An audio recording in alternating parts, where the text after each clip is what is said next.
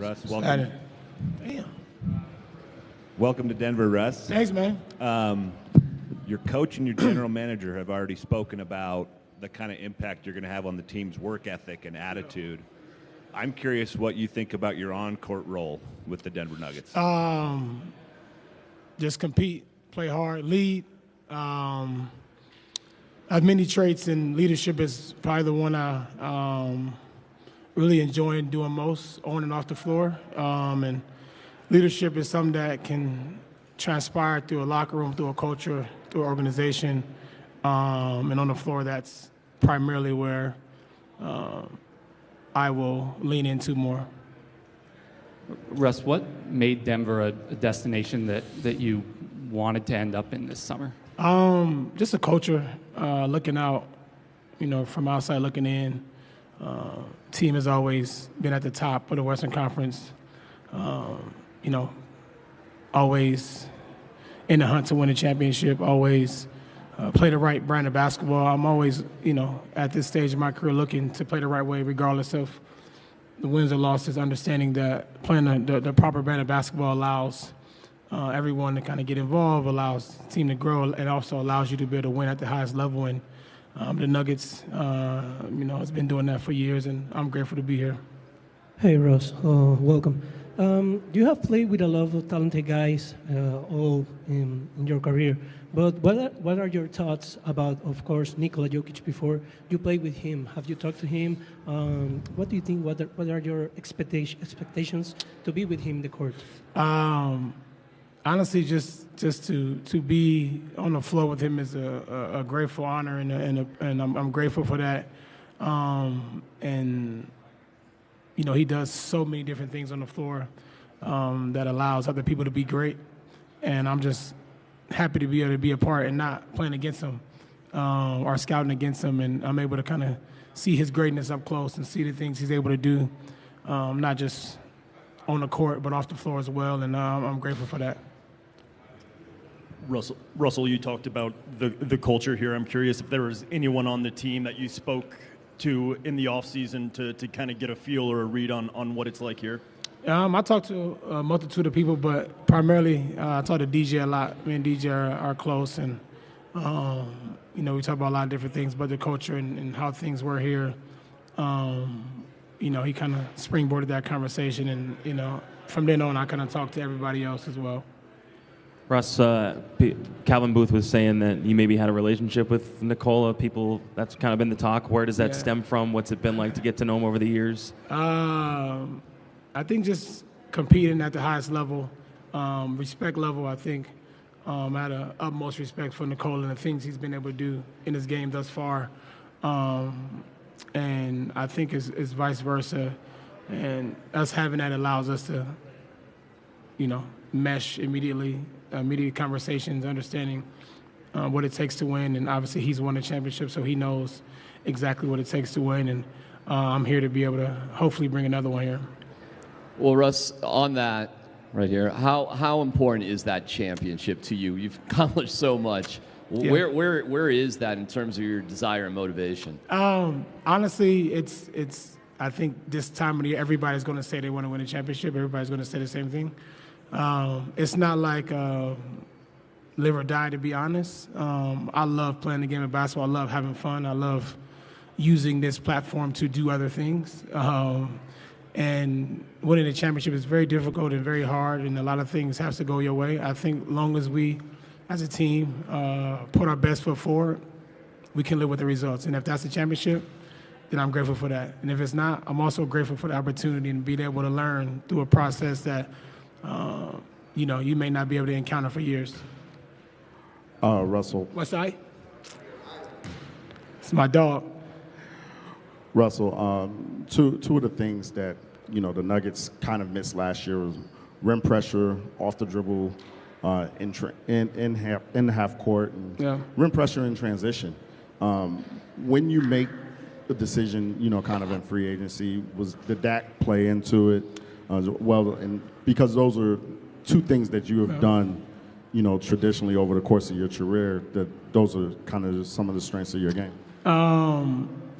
Yes, and also just understanding, what the team and the coaches will ask of me. That conversation is yet to kind of be had, but I do know some of my strengths and things I can bring to a team, and rim pressure, not just for scoring, but pace and understanding I can get in the paint to create for other people. To me, is what I'm most likely looking forward to. Russ, you had a very busy offseason with Westbrook Academy. Can you just explain to a lot of people what that process was about? It's years in the making, man. I'm grateful for the opportunity to be able to bring a school, not just for kids, but for families, wraparound services to the South LA area, growing up in the inner city of Los Angeles, being able to make an impact in other ways, but education is a huge part of the underserved community, especially in Los Angeles. And I'm just grateful and happy that all the kids are able to kind of endure all the different services that we do have at Westbrook Academy. And I'm grateful for for the future to come and more to come, for those students. And, it's a blessing to be able to do something like that, especially in Los Angeles. Russ, here on your right, how do you see your role on this team? And I guess, has it been a fun challenge as your career, you get up there in years and it changes what's asked of you and you have to figure out how you fit in best versus, when you're winning MVPs and running the show? Yeah, man, I'm a team guy. Whatever the coach asks of me, that's what I'll do. So whatever that is, and we practice tomorrow, we get closer to the season, whatever my role is, whatever is needed for me to be able to win games, that's what I'll do. Hey, Russell, like Kobe Bryant in the past, you've always been kind of public enemy number one in the Denver area in terms of fans love and hate. What's it going to be like playing in front of a Denver crowd that will pump you up? I don't know. I don't know if it's public enemy number one. I think this is how I look at it. Over my course of my career, I've been booed and all that stuff everywhere else, but I take it as a sign of respect. Just like the late Kobe Bryant. When people boo you, they understand it's a level of respect, and it's a reason. If people don't say anything, then you should be worried. And for me, I take it as a level of respect, and I'm grateful now to be a part of the loud and yell and screaming, and my job is to make them scream louder and have fun and enjoy the game. So.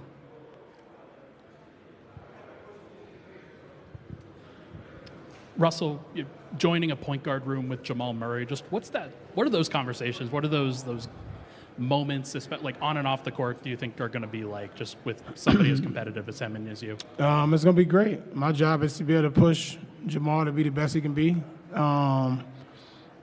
and play the highest level he can. He's an unbelievable player, and he still has so much room to get better in a lot of areas, and I'm grateful to be able to be here, to be able to help him along the journey, and vice versa. I'm always open and understanding and be able to learn from other guys as well, because that's how you expand your game. That's how you stay around longer, and I'm grateful and looking forward for the opportunity.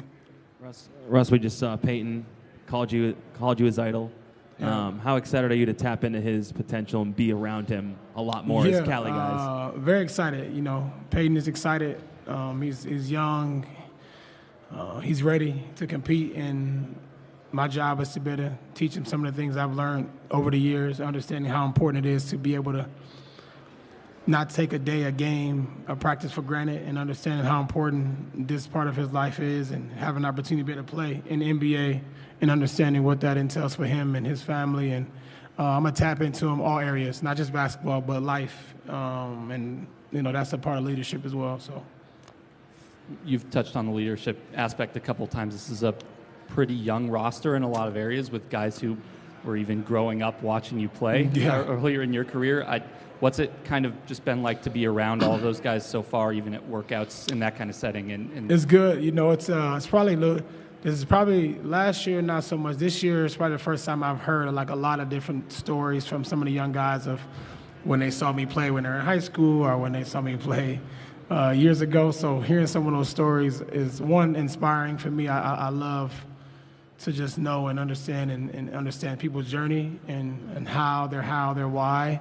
So it just gives me more confidence, and it pumps me up more to be able to tap into them more and lead them in a way that they've never been led before. So, Russ, have you over here? Yeah. Russ, have you and Nikola talked about the triple-double race at all? How do you No. anticipate your game meshing in that regard? No, we have not.